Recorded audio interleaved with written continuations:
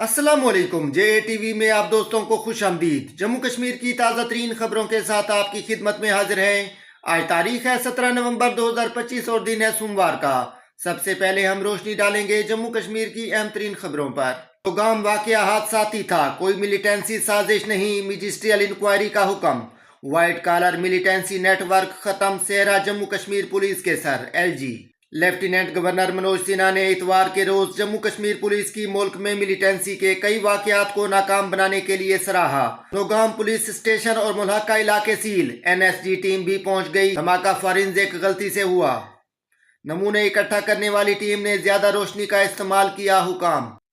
हुकाम ने इतवार को बताया है कि नौगाम पुलिस स्टेशन में जुम्मा की देर रात होने वाले हादसाती धमाके की इब्तदाई तहकीकात से पता चला है कि फॉरेंसिक टीम की जानिब से ज्यादा रोशनी के इस्तेमाल से ये जबरदस्त धमाका हुआ है। 18 महीने डीए एरियर को लेकर सभी भूतपूर्व सैनिकों के लिए आ गई बड़ी अपडेट। जी हाँ, बिल्कुल सही सुना आपने। 18 महीने डीए एरियर की ऑफिशियली टेबल आ गई सामने। यहाँ पर आप चेक कर सकते हो कि यहाँ पर ये आपकी पूरी टेबल सामने निकल कर आ चुकी है। ऊपरी तरफ चेक कीजिए डीए एरियर ऑफिशियली टेबल। उसके बाद यहाँ पर आप एक बार जो है टेबल के अंदर जो है रैंक चेक कर सकते हो, कौन कौन सी रैंक यहाँ पर आपकी दी गई है। सिपाही, नायक, हवलदार, ऑनरी नायब सूबेदार, सूबेदार major, honorary lieutenant, honorary captain, colonel, brigadier, यानी कि सिपाही से लेकर ब्रिगेडियर तक की यहाँ पर जो आपकी रैंक है वो यहाँ पर आपकी इस टेबल के अंदर दी गई है। उसके सामने यहाँ पर जो आपका एरियर है वो यहाँ पर आपका बताया गया है किसका कितना एरियर यहाँ पर आपका आने वाला है। 18 महीने के डीए के एरियर भुगतान का कितना एरियर यहाँ पर आपका आने वाला है, तो बिल्कुल विस्तार से बताने वाला हूँ किसका कितना एरियर आएगा। और साथ में ये भी बताऊंगा कि आखिरकार कब तक आपके खातों में 18 महीने का जो एरियर का पैसा है वो यहाँ पर क्रेडिट होगा, इंस्टॉलमेंट्स में होगा या फिर एक मुफ्त में होगा।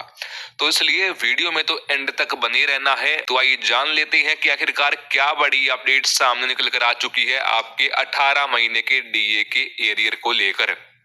सबसे पहले हम बात करते हैं सिपाही रैंक की। देखिए, जितने भी हमारे भूतपूर्व सैनिक जो कि सिपाही की रैंक से रिटायर हुए हैं, कवालिंग फायर सर्विस की है वो की है यहाँ पर आपने 17 साल यहाँ पर आपने कवालिंग फायर सर्विस की है।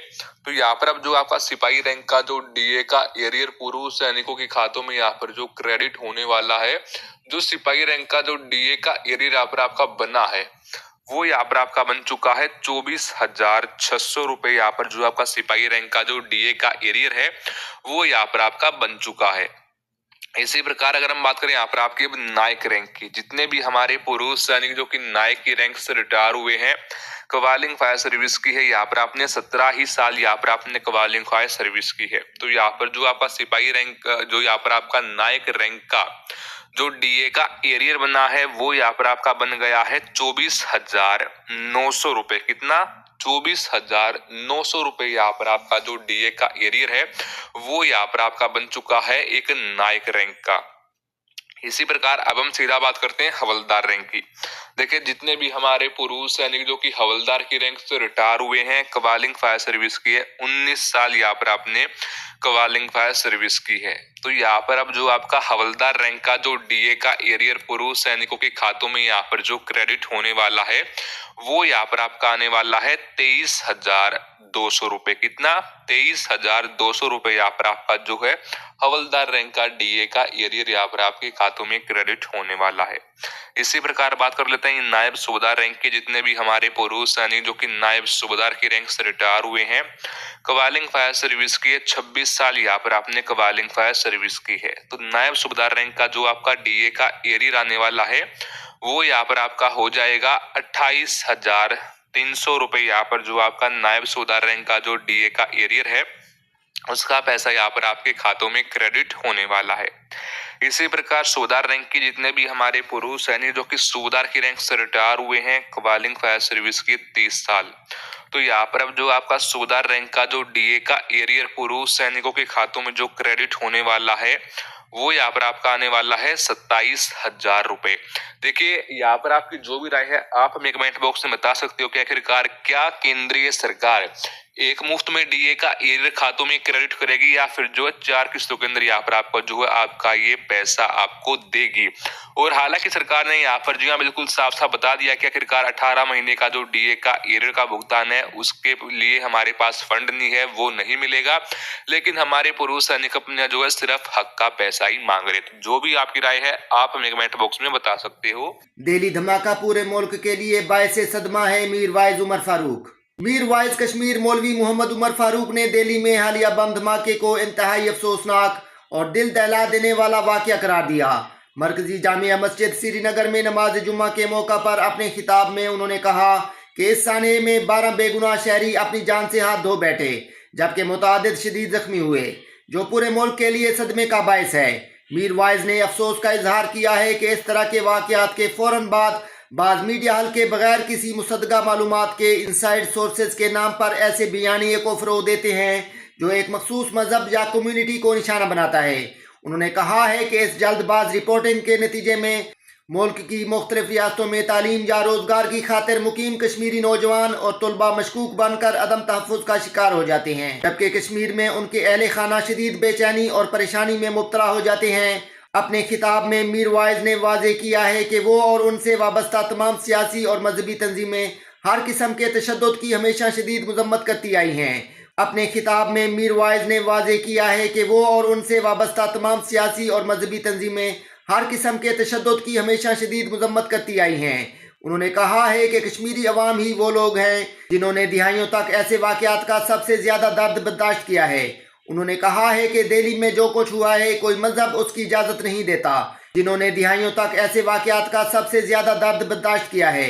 उन्होंने कहा है कि दिल्ली में जो कुछ हुआ है कोई मजहब उसकी इजाज़त नहीं देता। एनसी का किला तोड़ दिया, इल्तिजा मुफ्ती। फैसला तकब्बुर और बेरुखी के खिलाफ अवामी नाराजगी का इकास। एनसी का किला तोड़ दिया, इल्तिजा मुफ्ती। फैसला तकब्बुर और बेरुखी के खिलाफ अवामी नाराजगी का इकास। पीपल्स डेमोक्रेटिक पार्टी की रहनुमा इल्तिजा मुफ्ती ने कहा है कि बडगाम असम्बली ज़िमनी इंतखाबात में पार्टी की कामयाबी अवामी जज्बात की इक्कासी करती है, जो मौजूदा वज़ीर आला उमर अब्दुल्ला और नेशनल कॉन्फ्रेंस के रवैये के खिलाफ एक वाज़ेह पैगाम है। पीपल्स डेमोक्रेटिक पार्टी की रहनुमा इल्तिजा मुफ्ती ने कहा है कि बडगाम असम्बली ज़िमनी इंतखाबात में पार्टी की कामयाबी अवामी जज्बात की इक्कासी करती है, जो मौजूदा वज़ीर आला उमर अब्दुल्ला और नेशनल कॉन्फ्रेंस के रवैये के खिलाफ एक वाज़ेह पैगाम है। पीडीपी उम्मीदवार आगा सैयद मुंतज़िर मेहदी की कामयाबी के बाद सहाफ़ियों से गुफ्तगू करते हुए इल्तिजा मुफ्ती ने कहा है कि नेशनल कॉन्फ्रेंस ने 2024 के इंतखाबात के बाद बडगाम को नज़रअंदाज कर दिया और अवामी मसाइल पर कोई तवज्जो नहीं दी। पीडीपी उम्मीदवार आगा सैयद मुंतज़िर मेहदी की कामयाबी के बाद सहाफ़ियों से गुफ्तगू करते हुए इल्तिजा मुफ्ती ने कहा है कि नेशनल कॉन्फ्रेंस ने 2024 के इंतखाबात के बाद बडगाम को नज़रअंदाज कर दिया और अवामी मसाइल पर कोई तवज्जो नहीं दी। उन्होंने कहा ये कामयाबी अवाम का जवाब है। एनसी ने बडगाम को छोड़ दिया था और अब पूरी सरकारी मशीनरी इंतखाबी मुहिम में झोंक दी गई, लेकिन अवाम ने पीडीपी को तरजीह दी। इल्तिजा मुफ्ती ने मजीद कहा है कि अवाम ने नेशनल कॉन्फ्रेंस के किले के अंदर से पीडीपी को कामयाब बनाकर ये वाज़ेह कर दिया है कि वो तकब्बुर और बेरुखी बर्दाश्त नहीं करेंगे। उनके मुताबिक ये नतीजा महज इंतखाबी कामयाबी नहीं बल्कि एक सियासी बयानिया है जो अवाम ने बरसों की बेइतनाई के जवाब में दिया है। उन्होंने कहा ये कामयाबी अवाम का जवाब है। एनसी ने बडगाम को छोड़ दिया था और अब पूरी सरकारी मशीनरी इंतखाबी मुहिम में झोंक दी गई, लेकिन अवाम ने पीडीपी को तरजीह दी। इल्तिजा मुफ्ती ने मजीद कहा है कि अवाम ने नेशनल कॉन्फ्रेंस के किले के अंदर से पीडीपी को कामयाब बनाकर ये वाज़ेह कर दिया है कि वो तकब्बुर और बेरुखी बर्दाश्त नहीं करेंगे। उनके मुताबिक ये नतीजा महज इंतखाबी कामयाबी नहीं बल्कि एक सियासी बयानिया है जो अवाम ने बरसों की बेइतनाई के जवाब में दिया है। दोस्तों, ये थी आज की ताज़ा तरीन खबरें। मजीद ऐसी वीडियोज़ को देखने के लिए हमारे चैनल को सब्सक्राइब करें। वीडियो को देखने का बहुत शुक्रिया। अल्लाह हाफिज़।